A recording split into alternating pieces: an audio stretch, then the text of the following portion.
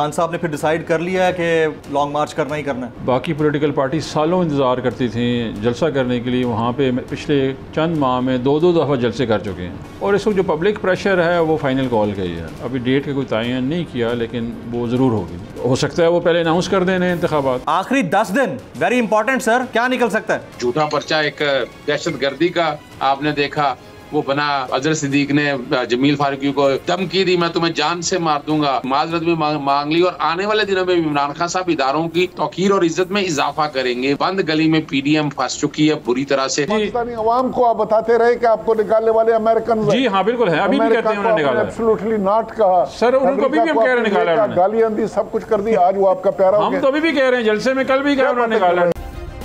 Subscribe करें और bell दबाएं ताकि कोई खबर रह न जाए।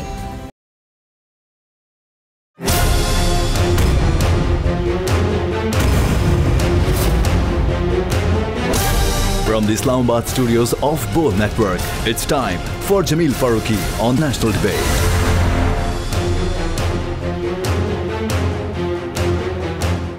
Good evening, welcome to national debate. साबिक वज़ीर-ए-आज़म पाकिस्तान और चेयरमैन पाकिस्तान तहरीक इंसाफ इमरान खान का एक और सियासी बयान ज़बान ज़द-ए-आम है। क्या ये एक सियासी मूव है या सितंबर के आखिरी हफ्ते में होने वाली मुमकिना सितमगरी से बचने का कोई रास्ता है? इसका फैसला तो अहलियान इल्म व दानिश और वाकफान हाल करते रहेंगे, लेकिन इस वक्त जो बात खबरों में है वो ये कि सितंबर के आखिरी हफ्ते में बैक टू बैक 3 या 4 ऐसे इवेंट्स हैं जो कि पाकिस्तान की हालिया सियासत के लिए इवेंट ड्रिवन पॉलिटिक्स का शाखसाना हो सकते हैं। अब वो आखिरी हफ्ता यानी आखिरी 10 दिन पाकिस्तान की सियासत में कोई और तब्दीली ला सकते हैं, यह बहुत बड़ा क्वेश्चन मार्क होगा। यहाँ पर यह भी बताना इंतहाई अहम है कि पाकिस्तान इस वक्त मीडिया के लिए सबसे सख्त तरीन दौर से गुजर रहा है। हालिया दौरे हुकूमत जिसमें लीड यानी फ्रंट के ऊपर इस वक्त पाकिस्तान मुस्लिम लीग नवाज है, उनके दौरे हुकूमत के अंदर ना सिर्फ सहाफ़ियों को हिरासा किया जा रहा है, उनको गिरफ्तार किया जा रहा है, उन पर तशद्दुद किया जा रहा है, उनको कवरेज से रोका जा रहा है, इवन डिजिटल मीडिया एक्टिविस्ट को रोका जा रहा है। किसी जगह पर किसी फोरम पर अगर कहीं कोई कवरेज हो रही होती है तो सहाफ़ियों को धक्के दिए जा रहे हैं। और बोल न्यूज़ इसकी जिंदा मिसाल है कि जब जब हमने ब्रॉडकास्ट किया इंपॉर्टेंट इश्यूज़ को, मैटर्स को, बोल न्यूज़ को मुख्तलिफ जगहों पर न सिर्फ इसका ब्लैकआउट किया गया बल्कि डिजिटल मीडिया पर इसकी प्रेजेंस को मुअत्तल करने की कोशिश की गई है। तो हालिया दौरे हुकूमत के अंदर जो फैशिज्म खुलकर सामने आया है, इसका जवाबदेह कौन होगा? प्रेस कॉन्फ्रेंसेस सिर्फ पाकिस्तान टेलीविजन से कर लेने से ही क्या मामलात हल हो जाएंगे? लोगोज या माइक्स को साइड पर उठाकर रख देने से क्या आप अपने मामलात को तय कर लेंगे? और एक मुल्क के अंदर यानी पाकिस्तान जैसे मुल्क के अंदर चाहे वो कोई भी शख्स हो, वो फ्लड रिलीफ एक्टिविटी के लिए कोई टेलाथॉन करता है तो उसका बाइकआउट करना कितना बड़ा अलमिया होगा? क्या ये सिर्फ पॉलिटिकल अलमिया है या इंसानी अलमिया है? आज के नेशनल डिबेट में इस पर भी बात होगी। Agenda on the national debate पर बात करने से पहले हम बात करेंगे ट्रेंडिंग टुनाइट की। ट्रेंडिंग टुनाइट आज का हमारा हैशटैग है हैशटैग पुराना पाकिस्तान। हैशटैग पुराना पाकिस्तान। मुझे जमील फारूकी कहते हैं। आप मेरा प्रोग्राम नेशनल डिबेट बोल न्यूज़ पर मुलाजा करते हैं। ऑन द डिबेट टुनाइट आज के हमारे मौजूद मेहमान में शामिल हैं जनाब इफ्तिखार दुर्रानी साहब। आप सीनियर रहनुमा हैं पाकिस्तान तहरीक इंसाफ के और आप तर्जुमान रह चुके हैं एक वक्त में साबिक वज़ीर-ए-आज़म पाकिस्तान इमरान खान साहब के। आज के हमारे दूसरे मौजूद मेहमान होंगे जनरल रिटायर्ड अब्दुल कादिर बलोच साहब। आप सीनियर रहनुमा हैं पाकिस्तान पीपल्स पार्टी के। आज के हमारे तीसरे मौजूद मेहमान होंगे जनाब डॉक्टर फ़ारूक सलीम साहब। किसी तारुफ के मोहताज नहीं हैं, आप माहिर हैं मुआशी उमूर के। और आज के हमारे चौथे और आखिरी मौजूद मेहमान होंगे जनाब एडवोकेट अजहर सिद्दीक साहब। आप मुल्क के मारूफ माहिर आइन और कानून हैं। मैं अपने तमाम मौजूद मेहमानों को प्रोग्राम में खुश आमदीद कहता हूँ। सबसे पहला सवाल मेरा इफ्तिखार दुरानी साहब से होगा। पहली दफ़ा मेरे शो पे आए हैं, स्टूडियोज़ में तशरीफ़ लाए हैं, आपको बहुत बहुत शुक्रिया सर। बाकी तमाम मौजूद मेहमान भी शामिल हैं।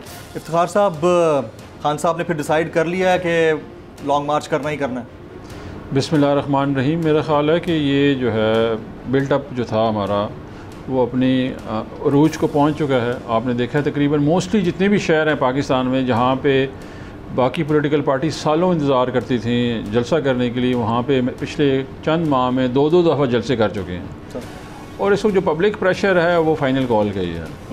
तो फाइनल कॉल जो है जल्द इंशाल्लाह होगी और होपफुली इसी माह में होगी। अभी डेट का कोई तयन नहीं किया लेकिन वो ज़रूर होगी इंशाल्लाह। लास्ट वीक ऑफ सितंबर उसकी सितमगरी से बचने के लिए फाइनल कॉल, क्योंकि उसमें 20 सितंबर को ज़मानत का मामला है, वहाँ तक एक्सटेंड हुई है। 22 सितंबर को फ़र्द जुर्म आयद होने का फैसला किया गया तौहीन अदालत केस में। 27 को इलेक्शन कमीशन ऑफ पाकिस्तान ने बुला लिया है। तो आखिरी 10 दिन जो है ना वो बड़ा एक्सटेंसिव प्रेशर PTI फील कर रही है, इसलिए ये बात की गई है या कोई और बात है? नहीं, देखिए मेरा ख़्याल है जमील भाई, आप देखें बैकग्राउंड जो है वो जो कि 27 मार्च से हमारा शुरू हुआ कि जी एक रजीम चेंज एक्सरसाइज के थ्रू एक टोला मुसलत किया गया पाकिस्तान में, और जिसने पाकिस्तान को माशी तरक्की से माशी पस्तगी की तरफ ले गया। अभी जो मईशत हमारी है वो बिल्कुल ऐसी जगह पे है कि गरीब बंदा जो है वो इस चीज़ को बर्दाश्त नहीं कर सकता। और तमाम अशारिये जो थे हमारे, जो कि हमारा आप देखें जो इकनॉमिक सर्वे ऑफ पाकिस्तान था, उसने डिफ़ाइन किया कि 6% ग्रोथ रेट थी और मुल्क जो है बेहतरी की तरफ जा रहा था, और 17 साल में सबसे बेहतरीन परफॉर्मेंस थी गवर्नमेंट की। वही मईशत, वही जो है मुल्क है, और ऑल ऑफ अ सडन आपने हर चीज़ देखी जैसे ये नीचे की तरफ गई है। तो अवाम का 2 रीज़न्स हैं। एक ये था कि जो ये टोला मुसलत किया गया उसको उन्होंने रिजेक्ट किया। ये अब 9 और 10 अप्रैल के दरमियानी शब में पूरे पाकिस्तान ने देखा कि अवाम बाहर निकली। अभी अवाम जो है वो ये कह रही है कि इनसे हमें निजात दिलाएं। अच्छा, हमने इनको बिल्कुल जो जमहूरी रास्ता है वो दिया कि जी आप लोग जाएं आम इंतखाबात, जो कि हम कह रहे हैं कि कोई भी जमहूरी हुकूमत जो होती है या जमहूरी पार्टी जो होती है वो अवाम के पास, जमहूर के पास रजू करती है। तो जमहूर की तरफ ये रजू नहीं कर रहे हैं। अगर अभी आप IMF की रिपोर्ट देखें, उन्होंने कहा कि जी इससे कमज़ोर हुकूमत जिसकी कोई क्रेडिबिलिटी नहीं हो सकती, और वो प्रेडिक्ट कर रहे हैं कि जी अवाम जो है वो अनसर्टेनिटी होगी।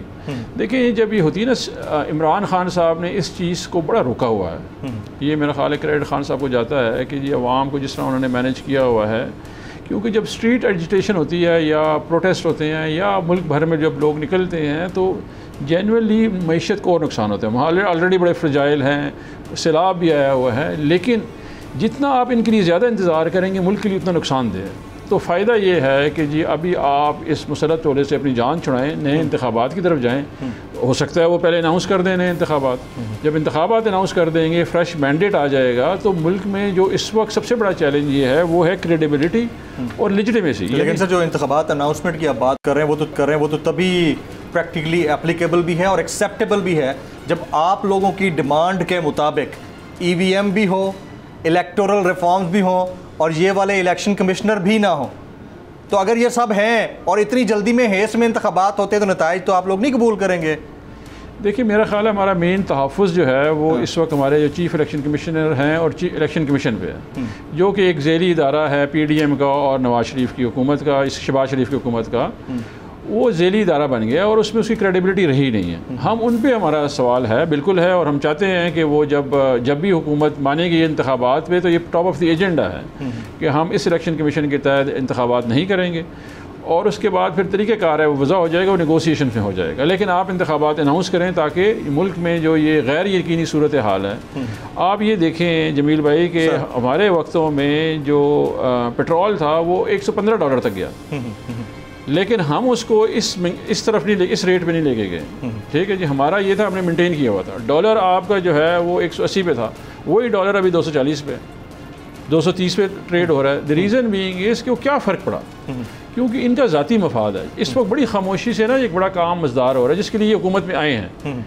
ये बेसिकली हुकूमत में आए थे अपने केसेस ख़त्म करने के लिए। नैब ऑर्डिनरी जो आपका कानून है वो अमेंड हो गया, इनके केसेस ख़त्म होना शुरू हो गए हैं। जहाँ जहाँ पे केसेस ख़त्म हो रहे हैं, इन्होंने एक फसाद क्रिएट किया। इस चक्कर में उन्होंने सहाफ़ियों के ऊपर भी केसेस डालना शुरू। मैं लिविंग एग्जांपल आपके सामने बैठा हूँ, हाँ क्या भुगत के मैं नहीं आया जी। बिल्कुल, हम आपके जो है जिसे कहते हैं पब्लिकली मैं तारीफ़ करना चाह रहा हूँ, जिस बहादुरी से आपने इनको फेस किया। ये जो है ना, किसी भी रजीम में आप जब आते हैं, जो इम्पोर्टेड रजीम होती है वो आवाम के लिए नहीं सोचती, वो ज़ात के लिए सोचती है। और जो आवाज़ जिससे कि आपकी आवाज़ है उनको रोकते हैं, उनको दबाने की कोशिश करते हैं, उनको डराते हैं। बेसिकली आपके साथ जो किया वो खौफ पैदा करना था उन तमाम लोगों के लिए, उन तमाम सहाफ़ियों के लिए कि जो ये बात करेंगे। उन्होंने कहा कि जमील फारूक को एग्जाम्पल बनाएं, जब उनको बुला लेंगे तो बाकी लोग भी डर जाएंगे। एग्जैक्ट उन्होंने एग्जाम्पल किया, वो हम बन नहीं सके बोलना। हमने इतना बोलते रहे हैं अल्हम्दुलिल्लाह, वो भी तंग आ गए होंगे कि इतना कैसे बोल लिया इसने अंडर कस्टडी। इसी दौरान मैं जरा अजहर सिद्दीक साहब को शामिल करता हूँ। अजहर सिद्दीक साहब, आखिरी 10 दिन वेरी इंपॉर्टेंट सर, क्या निकल सकता है? बहुत शुक्रिया। बातें हजारों ख्वाहिशें ऐसी कि हर ख्वाहिश पे दम निकले, बहुत निकले अरमां पर कम निकले। इमरान खान साहब के कल के स्टेटमेंट ने जो बातें हैं ना वो बड़ी, हालांकि मेरा ये प्रोग्राम पुराना रिकॉर्डेड है, नया प्रोग्राम तो था नहीं, लेकिन उन्होंने बहुत सी चीज़ें वजाहत के साथ सामने रख दी। और इमरान खान साहब एक स्टेट्समैन के तौर पर उभरे हैं, उनका इससे कोई ताल्लुक नहीं है।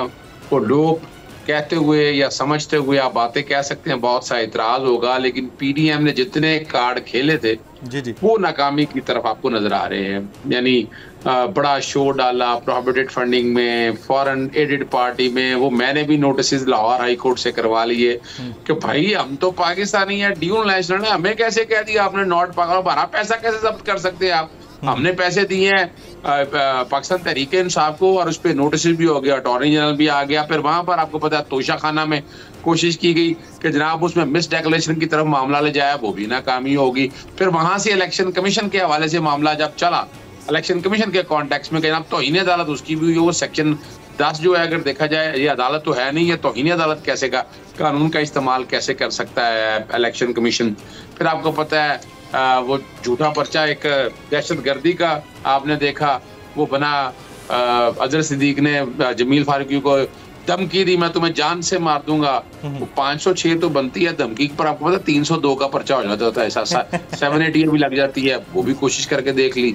अदालत में मामला गया नैब अपना तौहीन अदालत में, तौहीन अदालत भी नहीं बनती भारत। वो सारे मामले आपके सामने आ गए, माजरत भी मांग ली। और आने वाले दिनों में इमरान खान साहब इदारों की तौकीर और इज्जत में इजाफा करेंगे। वो इदारों के सामने सबमिसिव रहना चाहते हैं, इदारों से आगे बड़ा कोई नहीं है, इदारे बड़े हैं। और अब जो आके ना कुछ समझ नहीं आ रही है, बंद गली में पीडीएम फंस चुकी है बुरी तरह से।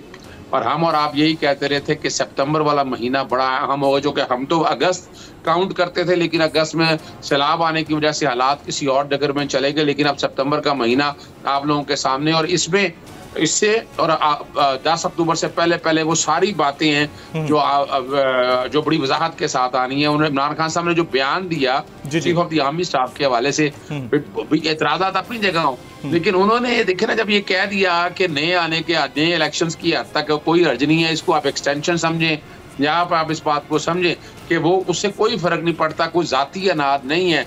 ये बात भी जरा वजाहत के साथ सामने आ गई, जो इस बयान को तोड़ मरोड़ के बयान कर रहे थे। अब उनके पास खेलने के लिए कुछ नहीं है। जमील फारूकी साहब अब क्या खेलेंगे आप गुल्ली डंडा खेलना चाहें या कबड्डी शबड्डी खेलना चाहें, वो ग्राउंड में आगे वो अच्छा है, व्हाई नॉट, वो कोई अच्छी बात हेल्थी एक्टिविटी है।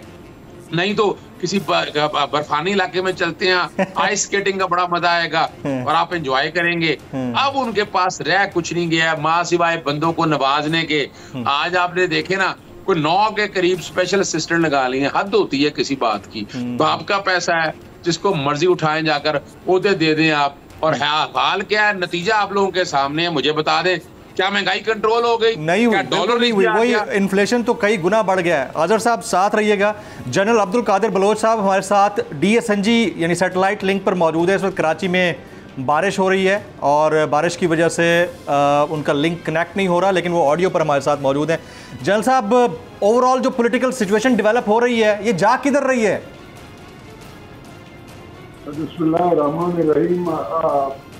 फारूकी, आप मेरी आवाज़ सुन रहे हैं? जी बिल्कुल, मैं सुन रहा हूँ सर, बोलिए प्लीज़। मुझे अफसोस हो रहा है एक ऐसे प्रोग्राम में शमूलियत के लिए जहाँ पर लोगों को आपने बुलाया है। एक तो ठीक है, एक पार्टी से मुतालिक है, उसको तो जज्बाती होने का मुकम्मल हक पहुँचता है, अपने पार्टी के रिप्रेजेंट को सपोर्ट करना, उसको पेश कर लेना।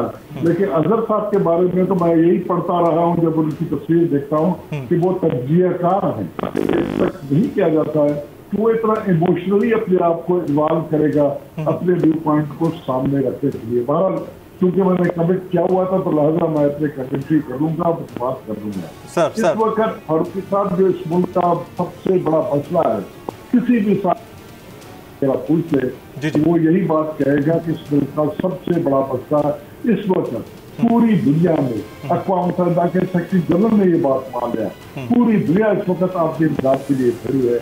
और वो ये कहते हैं कि इस वक्त जो है आपके सैलाब और बारिशों का मसला है। ये इस वक्त मुल्क का प्रॉब्लम ये नहीं है कि कौन कुर्सी पे बैठे और किसको कितनी देर के लिए बर्दाश्त किया जाए, वो मसला बाद में आ सकता है। इस वक्त वो रोते हुए भटकते हुए बच्चे जिनको दूध नहीं मिल रहा है, जिनको खाने पीने के लिए कुछ नहीं मिल रहा है, जो आसमान तले पड़े हुए हैं, जिनके ऊपर बारिश है, मुसीबत है, और जो बह रहे हैं उनकी लाशें गायब हैं, उनको टिकाने दिलाने की जरूरत है। उनको जो है जनरल साहब, मैं आपकी इजाजत से एक सवाल आपसे पूछ सकता हूं?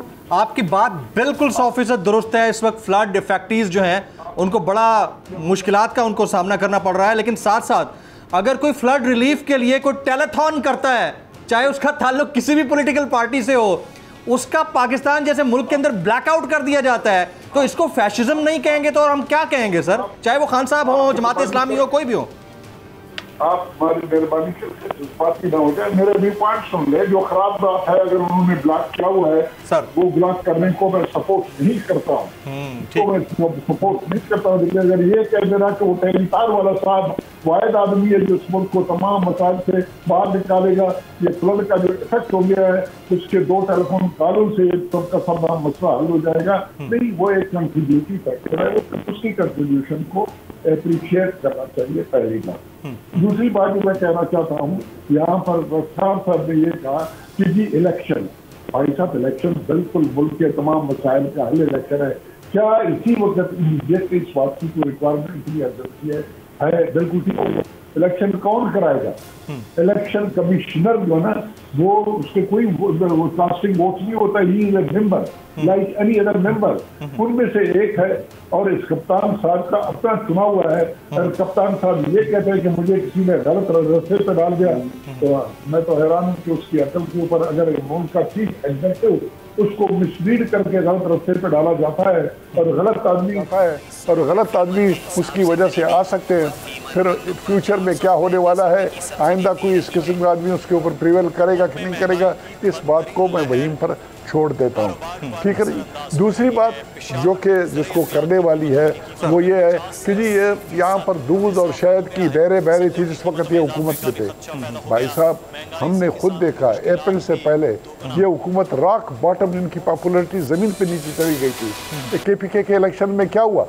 टोटली राउट किया उन्होंने सब के सब। एक आपने निकाला चिट्ठी, और चिट्ठी अपने सामने दिखाई, और वहाँ पर आपने कार्रवाई लाई अमेरिका की इंटरफियरेंस की। आज उसी अमेरिका से आप गले मिल रहे हैं, आज उसी अमेरिका के बारे में आपके बयानात आ रहे हैं कि हमारे कोई इख्तिलाफात नहीं है, हम बराबरी के बुनियाद पर कार्रवाई करना चाहते हैं। उस वक्त कह रहे थे कि उन्होंने तो आपकी हुकूमत को फारिग कर दी, उन्होंने साजिश कर दी। फिर आप कहते हैं कि जी तगड़े लोग होना चाहिए, मुहब्बे वतन होना चाहिए। आप तफरीक डालना चाह रहे हैं उस इंस्टीट्यूशन में जो इस मुल्क की आखिरी उम्मीद है, और उनका एक सिस्टम है, एक तरीका है, उस तरीके के मुताबिक वो तमाम की तमाम कार्रवाई की जाती है। आप कौन होते हैं वैल्यू जजमेंट देने की कि जी अगर 4 या 5 आदमी होंगे उनमें से तगड़े को करना चाहिए और तगड़े के अलावा उसको करना चाहिए जो कि मुहिब वतन हो, फिलान हो। ये बात भी कह देते हो। फिर कल की जो इंटरव्यू है जो आया वो कहते नहीं नहीं जी वो तगड़ा है या नहीं है, ये मीर सादिक और मीर उसकी अपना जाफर की बात करते हो, उनकी बात करते हो। फिर कहते हो नहीं कोई बात नहीं है, ये 6 महीने और रहे, साल भर रहे, इलेक्शन कराएं, इलेक्शन का नतीजा होगा उसके बाद उनको दायमा कर लो। किस कंफ्यूजन में आप दुनिया को डाल रहे हो भाई साहब? क्या बताने की आप कोशिश कर रहे हो लोगों को? आपकी इजाज़त से जनरल साहब आपकी इजाज़त से मैं आपके पास दोबारा भी आता हूँ। आपकी इजाज़त से मैं दुरानी साहब से इसके ऊपर कमेंट लेना चाहूँगा, इससे पहले कि मैं डॉक्टर फ़ारूक साहब के पास जाऊँ। दुरानी साहब आपको जवाब देना चाहेंगे? जी मैं बिल्कुल देना चाह रहा हूँ। जो रजीम चेंज है वो हम यकीन करते हैं, नेशनल सिक्योरिटी काउंसिल ने उसको इंडोर्स किया हुआ है, स्पेशल कैबिनेट ने किया हुआ है, इस हुकूमत ने इंडोर्स किया हुआ है। हमारा स्टैंड पॉइंट अभी भी रजीम चेंज के ऊपर ये है, हम उसके ख़िलाफ़ हैं, और हमने ये एडमिनिस्ट्रेशन से भी टेकअप किया है। लेकिन हम साइड बाई साइड, हमारा सबसे बड़ा ट्रेडिंग पार्टनर US है, उसको हमने कभी डिनाई नहीं किया। एक एडमिनिस्ट्रेशन जो है वो पूरा अमेरिका नहीं है, एडमिनिस्ट्रेशन चेंज होती रहती है। इससे पहले जो है डोनाल्ड ट्रंप थे, उनके साथ हमारे बड़े अच्छे ताल्लुकात थे, हुकूमती सतह पर भी अच्छे ताल्लुकात थे। तो आपका किसी मुल्क के ख़िलाफ़ हमारा एजेंडा नहीं है, हमारा तो एक एडमिनिस्ट्रेशन ने जो कि हमें जिस तरह ट्रीट किया, एक मुल्क को, हमारी खुददारी को चैलेंज किया, उस पर स्टैंड पॉइंट है। और पूरे पाकिस्तान के, इमरान खान का नहीं, हर बंदा उसके पीछे खड़ा है कि जी अवाम को आप बताते रहे कि आपको निकालने वाले अमेरिकन। जी हाँ बिल्कुल है, अभी भी कहते हैं उन्होंने निकाला, एब्सोल्युटली नॉट कहा सर, उनको अभी भी हम कह रहे निकाला, गालियां दी, सब कुछ कर दिया, आज वो आपका प्यारा हो हम गया। तो अभी भी कह रहे हैं, जलसे में कल भी कह रहे निकाला, डोनाल्ड लू को निकाला, आप इसको सलाम करते हैं। मेरे भाई आपने कहा कि हम वो जुर्रत वाले आदमी थे जिन्होंने अमेरिका को एब्सोल्युटली डांट का। हाँ जी, हमने उनके आंखों में अभी भी कह रहे हैं, उन्होंने हमारे वो तो अभी भी कहते हैं। अच्छा जनरल साहब, आप दोनों की जान से मैं एक ब्रेक लेता हूँ, ये बड़ी हीटेड डिबेट है, मैं चाहूंगा कि ब्रेक के बाद यहीं से कंटिन्यू किया जाए, और डॉक्टर फरूख सलीम साहब भी हमारा इंतजार कर रहे हैं। ख्वातीन हज़रात, एक ब्रेक के बाद जब वापस आते हैं इसको कंटिन्यू करेंगे आफ्टर दिस ब्रेक।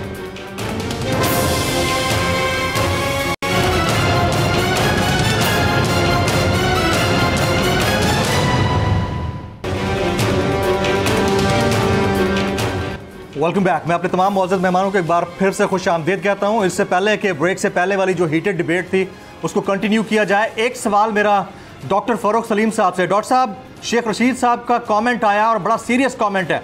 वो कहते हैं कि मुल्क दिवालिया की हद से भी नीचे चला गया है, बस उसको एक्सेप्ट करना बाकी है कि हम दिवालिया हो चुके हैं। आप क्या देखते हैं as an economist sir? Doctor साहब आप सुन सकते हैं? अच्छा, डॉक्टर साहब के सिग्नल्स का इशू है जी। आप ब्रेक से पहले देखिए, एक हमारा जो स्टेटेड पोजीशन है, हम ये कहते हैं कि अमेरिका से एक 20 ग्रेड का मुलाजिम जो है वो पाकिस्तान की जो 22 करोड़ अवाम है, 5वीं बड़ी आबादी है दुनिया की, उसको डिक्टेट नहीं कर सकता। पाकिस्तान की फॉरेन पॉलिसी जो है पाकिस्तान के मफाद में होगी, वो हमने एब्सोल्युटली नॉट इसलिए बोला था, वो आपसे अड्डे मांग रहे थे। आज भी हमारा सवाल ये है कि कैसे यहाँ से ड्रोन ऑपरेट हुआ, एयर स्पेस वायलेट हुई है, और यहाँ पे कोई जवाब नहीं इस मुल्क में देने वाला। आज भी हम उस पॉइंट पे खड़े हैं और हम कहते हैं एब्सोल्युटली नॉट।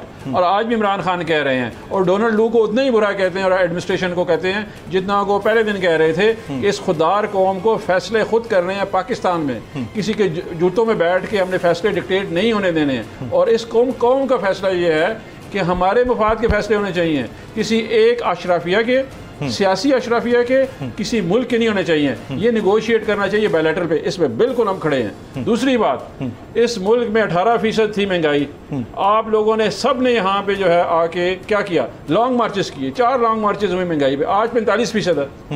तो दूध और शहद की नहरें तो सारे वक्त में बह रही थी, वो तो आप देखें ना जी, इंटरनेशनल फाइनेंशियल रेटिंग एजेंसी सारे आपको पॉजिटिव कर रहे थे, अभी आप नेगेटिव में हैं। डॉलर आपका यानी कि जो 100 रुपए का जो आपका जो आपके बॉन्ड्स हैं वो 4% डिस्काउंट पे थे, अभी 50% पे बिक रहे हैं। आपके मुल्क में इन्वेस्टमेंट जा रही है, 1 करोड़ लोग बेरोजगार हो गए हैं। अभी इनको ये समझ नहीं आ रही है कि ये, उसको खान साहब ने बड़ा जबरदस्त वर्ड यूज किया, टेल स्पिन। आपकी इकोनॉमी टेल स्पिन हो गई है। और शेख रशीद साहब ने बिल्कुल ठीक बताया, क्योंकि जो इकोनॉमिक जितने भी माशियात के इकोनॉमिक जो आपके एक्सपर्ट्स हैं, हाँ, वो सारे के सारे ये कह रहे हैं कि हम उस रास्ते पे चल पड़े हैं और किसी वक्त भी हो सकता है। सर, आपकी इसी बात के ऊपर मैं डॉक्टर फरूख साहब दोबारा कनेक्ट हुए। डॉक्टर साहब, शेख रशीद साहब का स्टेटमेंट सुना होगा आपने, वो कहते हैं कि दिवालिया तकरीबन हो चुके हैं, बस एक्सेप्ट करना बाकी है। एज एन एक्सपर्ट आप कैसे देखते हैं सर? देखिए, अप्रैल की 11 तारीख वो दिन है जिस दिन मियां मोहम्मद शहबाज शरीफ ने हल्फ उठाया वजारत उज़्मा का। उस दिन के 2 या 3 हकाइक अगर आप सामने रख लें, पहली हकीकत तो ये है कि तकरीबन 6000 अरब का बजटरी खसारा था, जो पाकिस्तान की 75 साल माशी तारीख का बुलंद तरीन खसारा था। 50 अरब डॉलर का तजारती खसारा तो पाकिस्तान की दोबारा से 75 साल माशी तारीख का बुलंद तरीन खसारा। जो आलमी मंडियों में पाकिस्तान के बॉन्ड ट्रेड हो रहे थे, वहाँ पे 50-51% रिटर्न आ रहा था, जिसका मतलब ये है कि आलमी बरादरी सोच रही थी कि पाकिस्तान श्रीलंका बनने चला है। जून की 30 तारीख की डेट दी जा रही थी कि पाकिस्तान भी उसी सिल्क निकल चुका है जिस सिल्क में गया है। 2 चेंजेस आई हैं पिछले 4 महीने में, एक बहुत बड़ी कामयाबी है हुकूमत की और एक बहुत बड़ा फेलियर ये हुई है कि जो डिफॉल्ट का खतरा था, जो दिवालियापन का खतरा था, वो टल गया। आलमी मंडियां क्लियर कट ये पैगाम दे रही हैं, अब वहाँ पे बॉन्ड की यील्ड 50 से कहीं 20-25% पे पहुंच गई है, और उसका क्लियर कट पैगाम ये है कि पाकिस्तान का जो शॉर्ट टर्म के ऊपर दिवालियापन का, ये डिफॉल्ट होने का खतरा था, वो टल गया है। अच्छा। ये किसी एक शख्स की ओपिनियन नहीं बता रहा हूँ, इसको हम कहते हैं कलेक्टिव इन्वेस्टर विजडम। अच्छा। यानी कि इज्तमाही जो सरमायाकार हैं दुनिया भर के, उनकी इज्तमाही दानिश ये कह रही है कि पाकिस्तान जो है उसके ऊपर डिफॉल्ट का खतरा जो है वो टल गया है। अब जो फेलियर है वो महंगाई के हवाले से, 4 महीने पहले जब ये हुकूमत आई थी, जब वज़ीर आज़म साहब ने हल्फ उठाया था, उस वक्त 13.5-14% की हमें पाकिस्तान ब्यूरो ऑफ स्टैटिस्टिक्स बता रहा था कि महंगाई है, वो बढ़ते बढ़ते कहीं 27% पे चली गई। अगर सालाना बुनियाद पे देखा जाए तो आप सोचिए कि हमें हुकूमती अदाद-ओ-शुमार ये बता रहे हैं कि बिजली की कीमत में 123% इजाफा हुआ है, दाल मसूर की कीमत में 114% इजाफा हुआ है, प्याज 90% उसकी कीमत बढ़ गई। अब आप सोचिए कि पाकिस्तान में जो काम करने वाले लोग हैं, किसी की 10% तनख्वाह बढ़ी है, किसी की 15% तनख्वाह बढ़ी है, और यहाँ बिजली 123% और दाल मसूर 114%। तो ये महंगाई का जो कंट्रोल है, कि हुकूमत बस की बात नहीं लग रही, हुकूमत के कंट्रोल से बिल्कुल बाहर है। लेकिन ये कहना कि पाकिस्तान दिवालियापन की तरफ जा रहा है, डिफॉल्ट होने वाला है, ये कतन गलत। आप कहते हैं कि ये कतन गलत है। डॉक्टर साहब आप कुछ कहेंगे? जी मैं बिल्कुल कहूँगा। देखें, यही जनरल साहब के पास आता हूँ। यही मीडिया था, सारे एनालिस्ट थे, इकोनॉमिक एनालिस्ट थे जी, जिन्होंने वावेला मचाया हुआ था कि जी जिस वक्त 6% जो है आपकी ग्रोथ थी, 5.8 एक दफ़ा GDP ग्रोथ जो थी, उसमें उन्होंने वावेला मचाया हुआ था कि जी पेट्रोल बम गिर गया तो महंगाई होगी। आज वो सब अच्छा रिपोर्ट दे रहे हैं, कोई बंदा रिपोर्ट नहीं कर रहा। आज आपको सब बता रहे हैं गुड्डी गुड्डी जी बड़े अचीवमेंट हो गई है जी। यहाँ पे लोग मार्चे कर रहे थे। अभी मुझे बताएं कि ये पर्सपेक्टिव है, आप बहुत बुरे को अच्छा कहना शुरू कर दें, हकीकत से नजरें चुरा लें। इंटरनेशनल फाइनेंशियल रेटिंग जो थी जब हम हुकूमत में आए वो नेगेटिव में थी, हमारी हुकूमत में पॉजिटिव हो गई है। तो वो कैसे हो गया? हमने कुछ किया होगा तो हुआ होगा। ये ग्रोथ रेट तो उन्होंने दी है, हमने तो नहीं दी है ना। इकोनॉमिक सर्वे मिफ्ता इस्माइल ने लॉन्च किया हुआ था। अभी इस वक्त सूरत हाल ये है कि मीडिया की जुबान बंदी की जा रही है।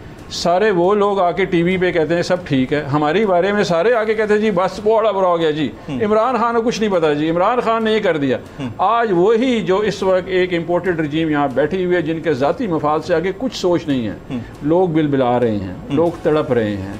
सिंध में जाके हालत देखें जहाँ पे इनकी हुकूमत है इस वक्त पीपल्स पार्टी की, लोग जोलियाँ उठा के बदवाएँ कर रहे हैं। पीपल्स पार्टी की बात हो रही है, जनरल साहब को शामिल करें। जनरल साहब योर कमेंट सर, ओपन है सर आपका माइक।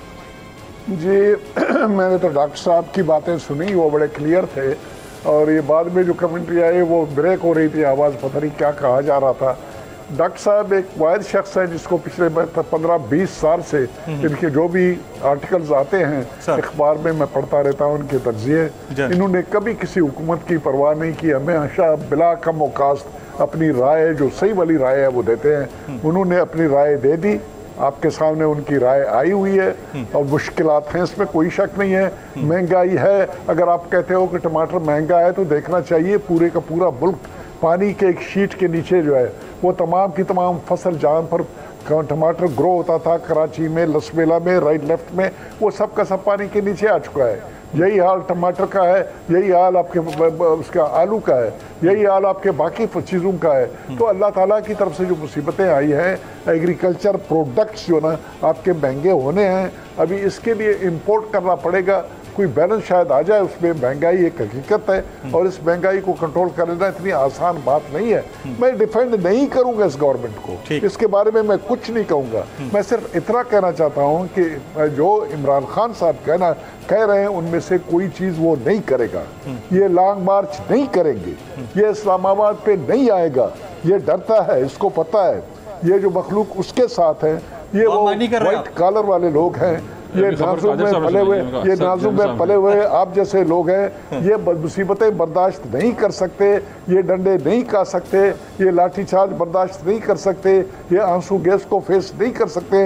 इमरान खान इस हकीकत को जानता है, यही वजह है वो तारीख पे कभी भी खुल के सामने नहीं आ रहा है। पहले भी इस किस्म की उन्होंने ट्राई की, पर लाहौर जाना पड़ गया उसको, डर गया, इस्लामाबाद नहीं आया। ये एक ऐसी बात है, इस वक्त ये पार्टी सीज्ड है, इस प्रॉब्लम के साथ कि अगर हमने लोगों को बुलाया और लोग आए, अगर आए और डिस्पर्स हुए, उसके बाद दोबारा उनको कलेक्ट करना या वहाँ पर कायम रखना, नतीजे तक पहुँचाना, ये कोई आसान बात नहीं है। लॉ एनफोर्स करने वाले लोग, हुकूमत करने वाले लोग, ये शेख रशीद साहब की बात नहीं है कि जो मुंह में आया वो उन्होंने कह दिए। इन चीज़ों के ऊपर जो एक्सपर्ट्स हैं वो उनको ब्रीफिंग देते हैं। जनरल साहब, इनके साथ फिर भी बंदे तो निकल आते हैं। मसला ये है कि बिलावल साहब भी लॉन्ग मार्च लेके आए थे, हमने देखा था कोई इतनी बड़ी तादाद में लोग तो नहीं थे, लेकिन फिर भी चले, उनका हक था जमहूरी, लेकिन इनके साथ फिर भी लोग तो निकलते। नतीजा क्या हासिल किया? नतीजा उन्होंने भी उसके लॉन्ग मार्च के नतीजे के तौर पे रिजीम चेंज नहीं आया। हाँ। वो आ रहे थे, वो सर वजीर खारजा बन गए इस कैबिनेट के, इससे बड़ा नतीजा क्या हो? जलसे कर रही थी, जुलूस कर रही थी, जलसे कर रहे थे, जुलूस कर रहे थे, सब कुछ कर रहे थे। पौने 4 साल के बाद वोट ऑफ नो कॉन्फिडेंस आया। एक डेमोक्रेटिक तरीका है, आइन में उसका जिक्र है। दुनिया के जितने भी आइन है, जितने भी ममालिक है, हर एक मुल्क के आइन में इस चीज का जिक्र है, इसका जिक्र है। ये तरीका इख्तियार किया गया और रिजीम चेंज हो गया, हुकूमत चेंज हो गया।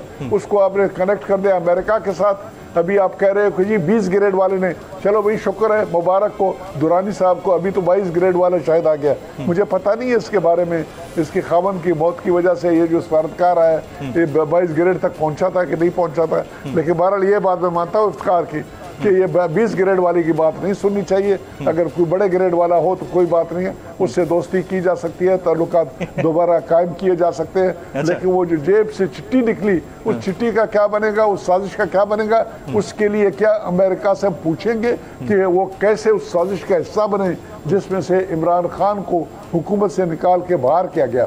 ये सवाल ये जो है तहरीक इंसाफ के लोगों को करना चाहिए। अमेरिका से अपने ताल्लुकात बहाल करने से पहले, जहाँ पर मेजर बिजनेस पार्टनर उनको बताते हैं, ये सवाल का जवाब जरूर लें।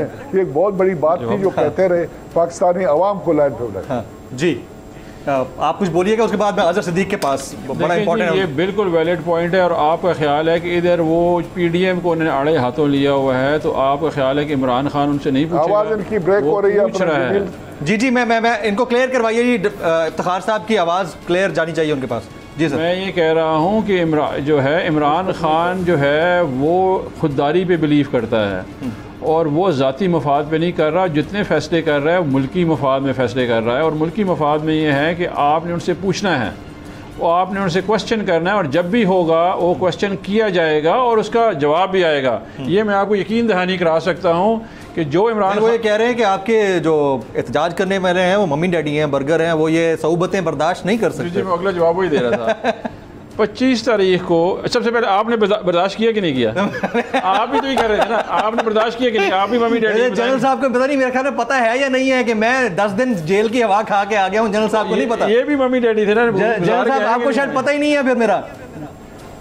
अच्छा, मैं भी 10 दिन ये मुझे पता है जनाब, मैं फॉलो करता रहा था। अच्छा, मैं आज हैरान हो गया कि आप वापस कैसे आए और हम समझ रहे थे कि थोड़ा बहुत आपके जज्बात ठंडे हो चुके होंगे। कोई ऐसी बात नहीं है। अच्छा, 25 तारीख को इन्होंने हज़ारों लोगों को गिरफ्तार देखेंगे। मैं ये करे ना, नया है ना, क्यों नहीं आते हैं? अच्छा, ये सितंबर वाली कहानी निकल जाएगा। अच्छा, ये मैं आपको बता रहा हूँ। मेरी गुजारिश ये है, ये तमाम का तमाम जो डिस्क्वालिफिकेशन से मुताल्लिक है, इनका मसला उस वक्त पैदा हो जाएगा जिस वक्त डिस्क्वालिफिकेशन की ये जजमेंट जब आएंगे और ये जो तौहीन अदालत वाली कार्रवाई। जनरल साहब आपको लगता है कि डिस्क्वालीफाई हो जाएंगे? डिस्क्वालीफाई हो जाएंगे खान साहब? ये खबर दे रहे हैं सर। जनरल साहब बड़ी बात है, ये डिस्क्वालीफाई हो रहे हैं? पता नहीं है,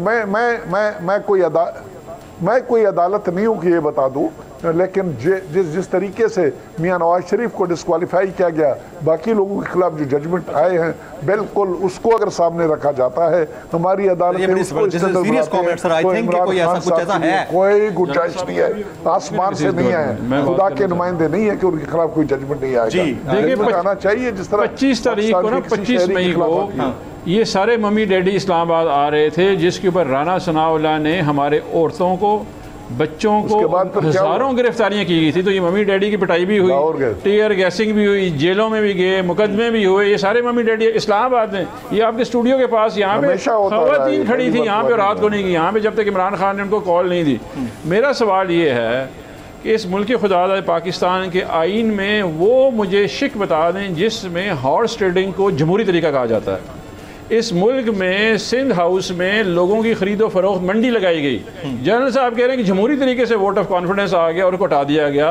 वो कौन सा तरीक़ाकार है कि पंजाब में आपने बंदे खरीदे, पैसे लेके मुबैना तौर पे $300 मिलियन जो बाहर से आए हुए थे वो जरदारी साहब लेके फिर रहे थे, लोगों को इन्फ्लुएंस कर रहे थे। वो जमहूरी तरीका कैसे हो सकता है? और उन जमहूरियत पसंद लोग जो कि 18% इन्फ्लेशन पे कह रहे थे कि महंगाई है, अभी 45% पे सब ठीक है। सर आपकी वजह से मैं बड़ा इंपॉर्टेंट कमेंट लेना चाहूँगा अजहर सिद्दीक भाई से। सबसे पहले तो मैं माजरत चाहूँगा कि यहाँ पर इस फोरम के ऊपर किसी का भी कोई कमेंट है वो उसका एक्सपर्ट कमेंट हो सकता है। अजहर सिद्दीक साहब अगर एक ओपिनियन मेकर हैं तो ये उनका इस्तेहकाक है और हमें किसी को भी ना उसके ऊपर ज़ाती हैसियत में कमेंट नहीं करना चाहिए। ये मेरी ज़ाती राय है। आप सब लोगों से मेरी गुजारिश होगी कि it looks like a personal comment. तो अजहर सिद्दीक साहब उतने ही रिस्पेक्टेबल हैं जितने बाकी सारे मेरे मेहमान मेरे लिए रिस्पेक्टेबल हैं। अजहर सिद्दीक साहब, आपको लगता है कि फैसले में से कुछ निकल रहा है जिस तरह जनरल साहब ने कहा कि फैसला तो आने नहीं दें? अपना ना देखिए, तारीख बड़ी भयानक और खतरनाक है सर। नवाज शरीफ उस इंसान का नाम है जिसने हर इदारे को करप्ट किया। पाकिस्तानी फौज में से ऐसे लोग निकाल कर ला के सियासत में ले आया। रिटायर्ड जजेस को उसने जिस तरह नवाजा, रिटायर्ड ब्यूरोक्रेट को जिस तरह बैठ के इस्तेमाल किया, ये तारीख के वो आराक हैं और ये अनमिनट आराक हैं। ये लिखा हुआ है, it is well written on the wall. बड़ा मुश्किल है सच बोलना, हकायक बयान करना। देखिए, मुलाजमत तो इंसान को अच्छी लगती है कि कोई सरकारी बंदे का या अपना जाती हो, अच्छी लगती है। लेकिन अच्छा ना, आपको पता है कि हजरत कायदे आजम ने भी फरमाया था कि जो ब्यूरोक्रेसी है ना उसको कानून के मुताबिक काम करना है। मैं जो बातें कह रहा हूँ, मैं तो लफ्ज चैलेंज का भी इस्तेमाल कर सकता हूँ इस हवाले से, और मैं जो बात करता हूँ उसमें मैं कायम रहता हूँ। पहली तो बात बता दूं मैं आपको, ऑपरेशन रजीम चेंज के मेरे पास काफी एविडेंसेस हैं। अच्छा। और मैं वो रिकॉर्ड पे ला चुका हूँ। ये भी मैं बताता चलूं आपको। यानी आपकी तारीख इस बात की गवाह है, यानी कहने की जरूरत नहीं है। किसने कह दिया कि हॉर्स ट्रेडिंग जायज है? आर्टिकल 63A के तहत जितने ने वोट अपनी वफादारियां बेची वो डिस्क्वालीफाई हो गए। और मैंने जो कि वो केस सुप्रीम कोर्ट के सामने बहस की थी पाकिस्तान मुस्लिम लीग काफ की तरफ से, और मैंने ये अमानत और अमीन और खयानत, अमानतदार होना, वोट अमानत है आपकी, और वो अमानत को सही जगह इस्तेमाल करना है।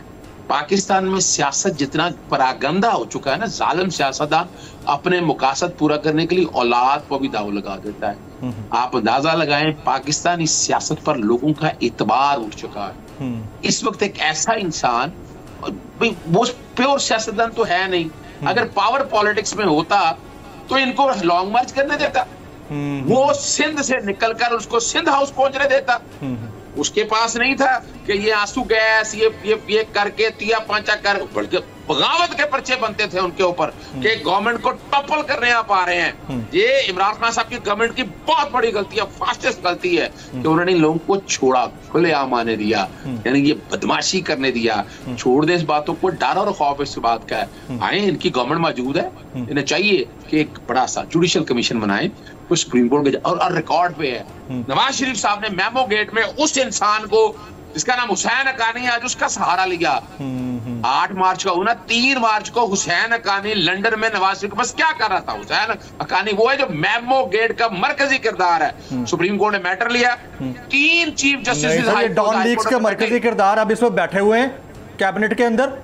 फहद हुसैन साहब बैठे हुए हैं, आप यही तो आप देखें, तारिक फातमी साहब बैठे हुए हैं, तो ये कैसे बैठे हुए हैं? चलें, वो मैं सर एक फाइनल कमेंट आपकी इजाज़त से, तो आप लोग कर रहे हैं, फिर कॉल पक्की है, करना है आप लोगों ने डिसाइडेड है, या फिर एज पर पॉलिटिकल मूव इसको इस्तेमाल किया जा रहा है लास्ट वीक से बचने के लिए? मैं पहले एक कमेंट ये करना चाह रहा हूँ, इस मुल्क को नुकसान जो है वो है सारे मुनाफिकीन से, और सबसे बड़ी जो मुनाफिकत होती है वो होती है इंटेलेक्चुअल डिसऑनेस्टी जी, यानी कि दानिश की ख़यानत।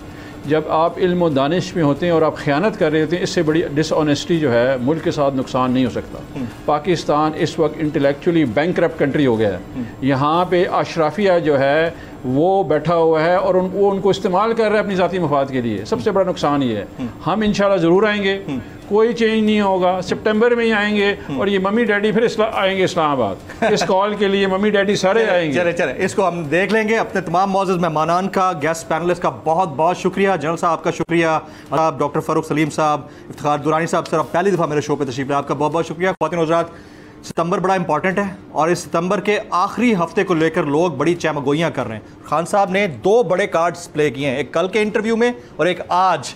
अब देखते हैं दोनों में से कौन से वाला सच साबित होता है। आज की नेशनल डिबेट से जमील फारूकी को इजाज़त दीजिएगा।